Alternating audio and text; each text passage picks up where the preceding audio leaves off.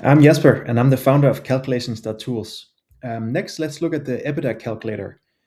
So up top here, we have the actual calculator, and then down below, we have some very helpful content, some FAQs, formulas, some different examples, and so on. So first of all, EBITDA stands for earnings before interest, taxes, depreciation, and amortization. Um, so on how to use this calculator, there are two ways to actually calculate the EBITDA. There are the way that is referred to as the bottom up, which is you're starting with net income. So you to calculate this, you would enter the net income, tax expense, interest expense, and D&A. And then there's another formula which is referred to as the top down, which is you're starting with the revenue, then you enter the cost of goods sold and operating expenses, excluding D&A, because depreciation and amortization is excluded from operation expenses. So the result is already EBITDA, not EBIT. EBITDA margin is shown automatically for this formula since revenue is already entered.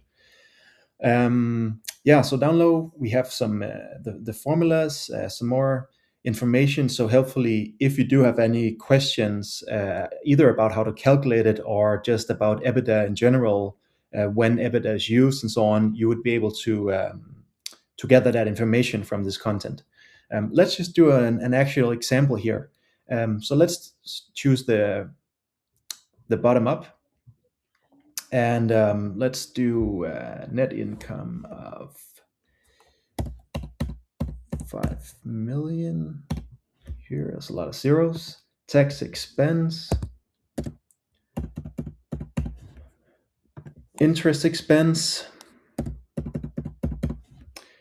D&A,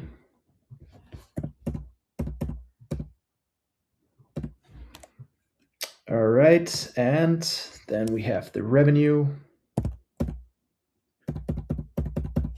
All right, so this instantly gives up the result where we get the EBT, the EBIT, the EBITDA, and as well, because we put in the revenue, then we also got the EBITDA margin. Down below here, we have exactly so down below we saw the formula, how to calculate it, and then here it's there's an overview of how exactly to calculate it with the actual numbers that we put in. Just one pro tip on using this calculator, because one thing most people get wrong when using this calculator is using EBITDA as a direct proxy for cash flow. So the more correct way of doing EBITDA or calculating EBITDA is knowing that EBITDA ignores capital expenditure, which can be substantial, especially for asset-heavy businesses. So pair it with CAPEX data to get a cleaner picture of actual cash generation. If you do have any questions on either using this calculator or EBITDA in general, just comment them down below and I'll get right to them.